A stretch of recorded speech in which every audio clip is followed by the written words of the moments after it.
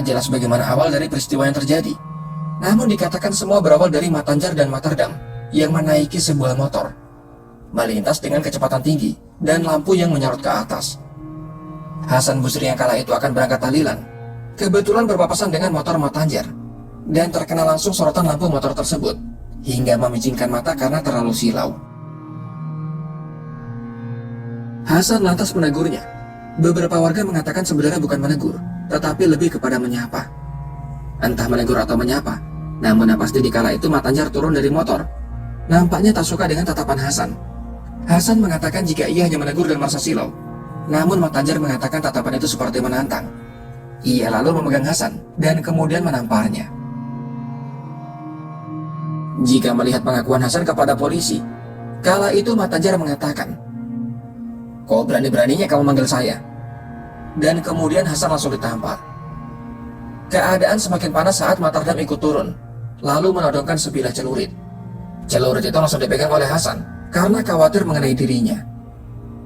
Beberapa warga yang melihat mulai mendekat, namun pertikaian masih berlanjut. Dari situlah muncul tantangan kepada Hasan Busri. Menurut AKBP Febri Ismanjaya, tantangan dilontarkan oleh Matanjar yang mengatakan, "Kalau kamu berani, pulang ambil senjata." Hasan yang tak terima langsung mengiyakan, menyuruh Matanjar dan Matardam untuk menunggunya.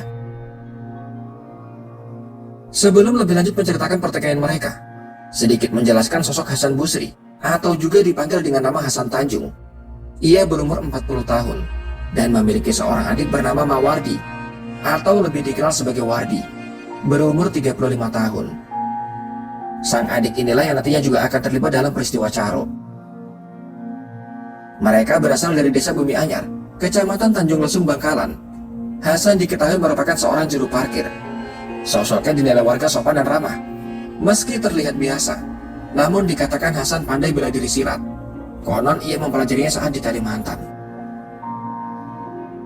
Sementara Matanjar, ia merupakan warga desa Larangan Timur, merupakan seorang guru silat di dua desa sekaligus, yaitu desa Tambak Poco dan desa Larangan.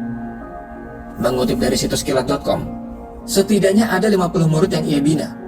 Sebagai seorang guru silat yang cukup disegani di kampungnya, Matanjar memiliki julukan sendiri, yaitu Blater. Blater dikatakan merupakan sebutan bagi orang kuat di Madura, baik secara fisik maupun spiritual. Meski demikian, sebagian warga menggambarkan Matanjar sebagai orang yang cukup arogan. Namun sebagian warga lain berpandangan berbeda. Mereka menganggap Matanjar bukan arogan, lebih kepada karakternya sebagai seorang guru silat. Bisa dikatakan lebih tegas dan kaku. Untuk orang yang membonceng Matanjar, bernama Matardam. Matardam merupakan adik kandung dari Matanjar. Tak ada penjelasan lebih lanjut mengenai sosok Matardam. Selain diketahui ia juga pandai silat dan sering bersama kakaknya. Baik Hasan maupun Matanjar, rupanya sedari dulu sudah memiliki masalah yang disebut dipicu persoalan sepak bola dan lahan parkir. Bahkan keduanya pernah terekam di kampungnya masing-masing, sama-sama perkara pemilihan kepala desa. Tak diketahui masalah apa yang dialami oleh Hasan.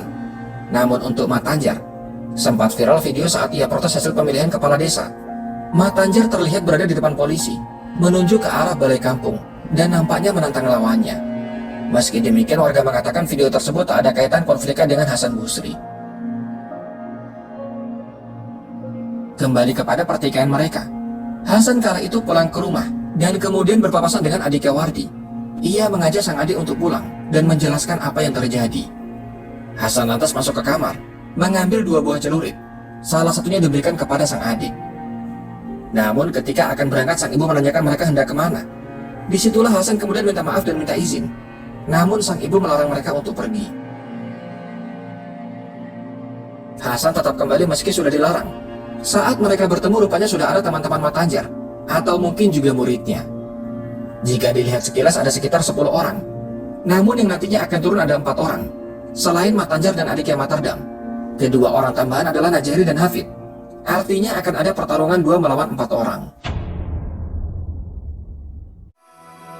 Tepat sampai di depan rombongan Matanjar, Hasan melihat mereka semua sudah bersenjata. Namun ia langsung maju dan melompat. Disitulah dimulai pertarungan mengerikan.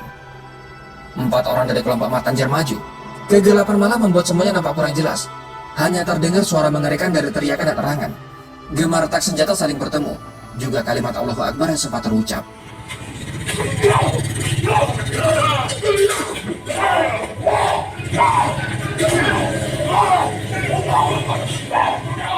Jika melihat dari pengakuan Hasan, Hasan melawan Matanjar dan adiknya, sementara Wardi melawan Najeri dan Hafid.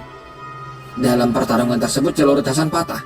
Ia lantas mengambil dari milik lawannya yang sudah tumbang, dan ia gunakan kembali untuk bertarung. Duel sengit yang terjadi malam itu membuat 3 orang meregang nyawa di tempat, sementara 1 dalam keadaan kritis, yang tak lama kemudian juga meninggal dunia. Semua yang tumbang berasal dari kelompok Matanjar. Sementara Hasan dan adiknya, meski jaket yang digunakan sobek terkena sabetan, ajaibnya tak ada luka sama sekali. Tak terima melihat semua itu, seorang dari kelompok Matarjan yang tadinya hanya melihat, kini turun mengejar Hasan Busri. Hasan sempat mengelak, sebelum akhirnya memperingatkan orang tersebut. Orang itu mengenakan baju putih dan sarung merah, yang pada akhirnya mundur karena diancam akan dihabisi jika masih ingin berlanjut. Sementara untuk 5 orang lainnya, nampaknya sudah kabur entah kemana. Pasca pertarungan sengit, Hasan dan Wardi tak diketahui keberadaannya. Namun kemudian mereka menelpon kepala desa, yang ternyata untuk menyerahkan diri. Dari tempat kejadian perkara, polisi menyita 1 celurit tanpa selongsong, masih dipenuhi noda merah. Kemudian 2 celurit beserta selongsong, pisau lengkap dengan selongsong, celurit patah milik Hasan, serta jaket yang sudah tercabik juga milik Hasan. Atas viralnya video Caro, beragam reaksi timbul dari warganet. Banyak yang mendukung Hasan dan adiknya.